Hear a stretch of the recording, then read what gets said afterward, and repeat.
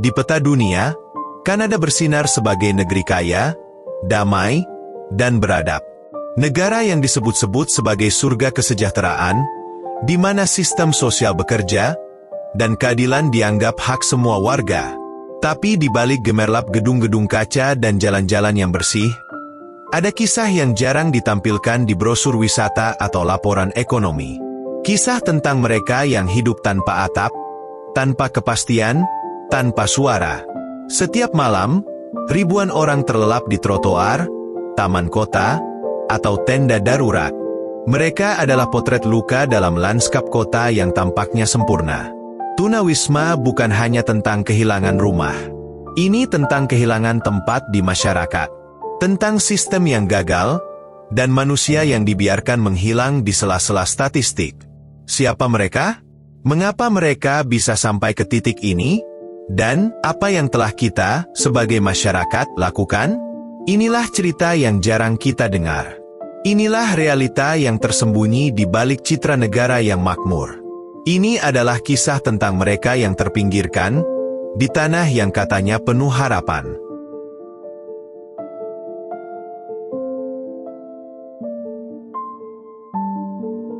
Di balik kata, tunawisma, tersembunyi kenyataan yang besar, dan terus membesar.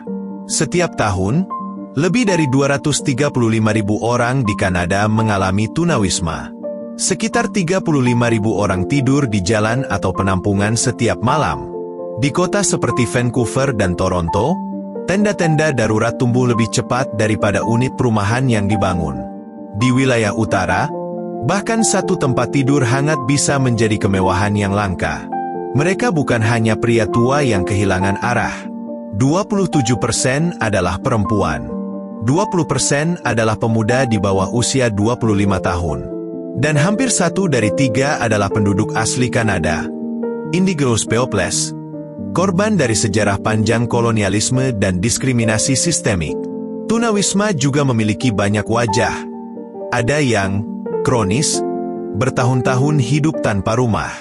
Ada yang sementara, terlempar karena kehilangan pekerjaan, perceraian, atau bencana pribadi. Dan ada yang tersembunyi, tidur di sofa teman, kendaraan, atau bangunan kosong. Statistik hanyalah permukaan. Di balik setiap angka, ada cerita. Cerita tentang sistem yang tidak cukup cepat, tidak cukup tanggap, atau bahkan tidak cukup peduli. Dan jumlah itu terus bertambah. Di tahun-tahun terakhir, krisis perumahan memuncak. Harga sewa meroket, pendapatan stagnan, dan pandemi COVID-19 memperparah segalanya. Di Montreal, lebih dari 10.000 orang terdaftar sebagai tidak memiliki tempat tinggal yang stabil. Di Vancouver, daftar tunggu untuk perumahan sosial bisa memakan waktu bertahun-tahun. Ini bukan masalah pribadi. Ini adalah krisis nasional. Dan selama kita mengabaikannya, kita membiarkan satu persatu warga kita menghilang dari sistem, dari peta, dari perhatian.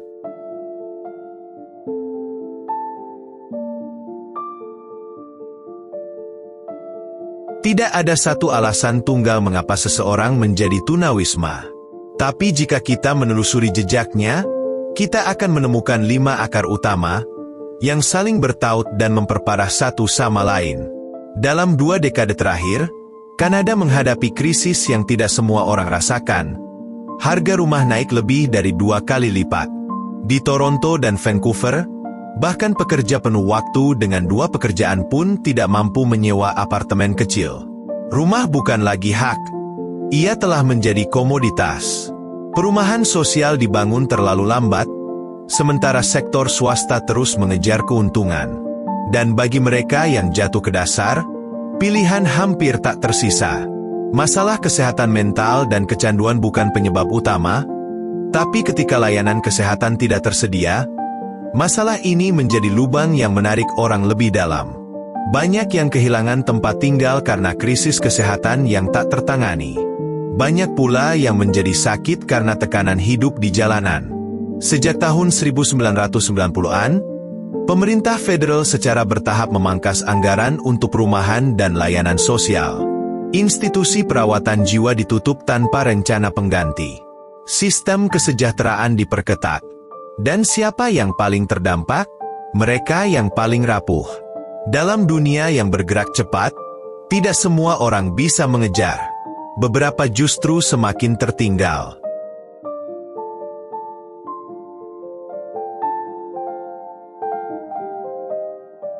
Orang-orang dari komunitas First Nations, Métis, dan Inuit hanya 5% dari populasi Kanada, tapi mereka mencakup lebih dari 30% dari populasi tunawisma. Ini bukan kebetulan. Ini adalah hasil dari sejarah kolonialisme, pemisahan keluarga, dan diskriminasi sistemik. Banyak warga adat menghadapi tantangan ganda, trauma sejarah, dan sistem modern yang belum pulih dari bias masa lalu. Bagi banyak perempuan dan anak-anak, kehilangan rumah dimulai ketika mereka mencoba menyelamatkan diri dari kekerasan. Tempat penampungan penuh, perlindungan hukum tak memadai, dan pilihan mereka menyempit antara kekerasan atau jalanan. Tunawisma bukanlah pilihan. Ia adalah hasil dari sistem yang retak di banyak sisi. Dan jika kita tidak melihat akarnya, kita akan terus menambah luka tanpa menyembuhkan penyakit. Ini bukan soal memberi sedekah, tapi soal mengubah cara kita membangun masyarakat.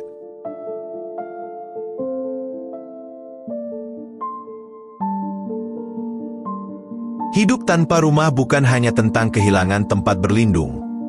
Ini tentang menjalani hari demi hari dalam ketidakpastian, kelelahan, dan keterasingan. Di pagi hari, pertanyaannya bukan, apa yang akan saya lakukan hari ini? Tapi, di mana saya bisa buang air dengan aman? Apa saya bisa mandi? Apakah barang-barang saya akan aman ketika saya pergi? Bertahan hidup jadi rutinitas, bukan pilihan. Bagi banyak orang, dapur umum adalah satu-satunya tempat yang memberi rasa manusiawi, walau hanya semangkuk sup. Tapi antreannya panjang, pilihannya terbatas, dan seringkali tidak cukup. Tempat penampungan, bagi sebagian, adalah penyelamat. Bagi sebagian lain, tempat itu menjadi sumber kecemasan. Penuh, berisik, kadang tidak aman, dan seringkali memisahkan keluarga. Banyak orang memilih tidur di luar, karena itu satu-satunya tempat mereka merasa tenang. Hidup di jalan mempercepat keausan tubuh dan mental. Tapi untuk berobat, antriannya panjang. Dan tanpa alamat tetap, akses ke layanan pun terbatas. Luka kecil bisa jadi infeksi. Masalah gigi jadi sumber penderitaan terus-menerus. Mungkin yang paling berat bukan kelaparan, bukan dingin, bukan rasa sakit, tapi rasa tidak terlihat. Dianggap malas, dianggap kotor, dianggap beban. Padahal banyak dari mereka dulu punya pekerjaan, keluarga, mimpi. Hidup di jalan bukan sekadar tantangan logistik. Ini adalah ujian jiwa. Bertahan hari ini, supaya bisa bertahan besok. Tapi sampai kapan? Dan sampai siapa yang akhirnya peduli?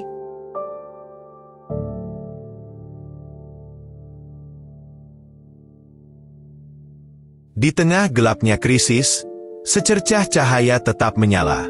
Di seluruh penjuru Kanada, muncul gerakan-gerakan kecil dan solusi-solusi besar. Mereka tidak sempurna, tapi mereka ada.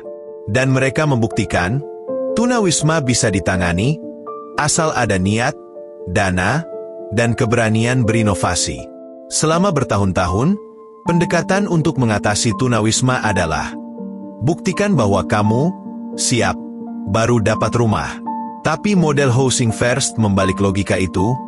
Berikan rumah dulu, maka stabilitas dan pemulihan akan mengikuti. Program ini telah diterapkan di kota seperti Edmonton, Calgary, dan Medicine Hat, dengan hasil yang mengesankan. Di kota-kota besar, lahan dan dana menjadi tantangan. Solusi pun datang lewat unit modular housing, kontainer bekas, atau gedung perkantoran kosong yang diubah jadi hunian. Banyak perubahan dimulai dari bawah. Dari dapur umum yang dikelola warga, hingga pusat krisis keliling yang menjangkau mereka yang tak terjangkau. Organisasi seperti The Canadian Alliance to End Homelessness, Blue Door, dan Indigencity Initiatives menjadi garda depan, mengisi celah yang ditinggalkan sistem. Pemerintah federal meluncurkan National Housing Strategy, investasi miliaran dolar untuk membangun dan melestarikan rumah yang terjangkau. Beberapa perusahaan juga mulai bekerja sama dalam proyek sosial, menyediakan properti, pelatihan, dan dana. Solusi sudah ada. Terbukti berhasil. Tapi tantangannya sekarang adalah kemauan politik dan keberlanjutan. Karena mengakhiri tunawisma bukan mimpi, ia adalah keputusan. Pertanyaannya bukan, bisakah kita? Tapi, maukah kita?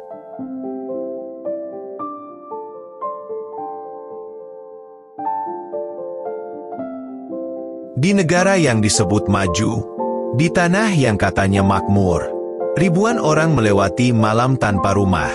Mereka bukan sekadar statistik. Mereka adalah ayah, ibu, anak, pekerja, pemimpi, penyintas. Kita terbiasa melihat mereka sebagai masalah. Padahal seringkali, mereka hanyalah cermin retaknya sistem yang kita banggakan.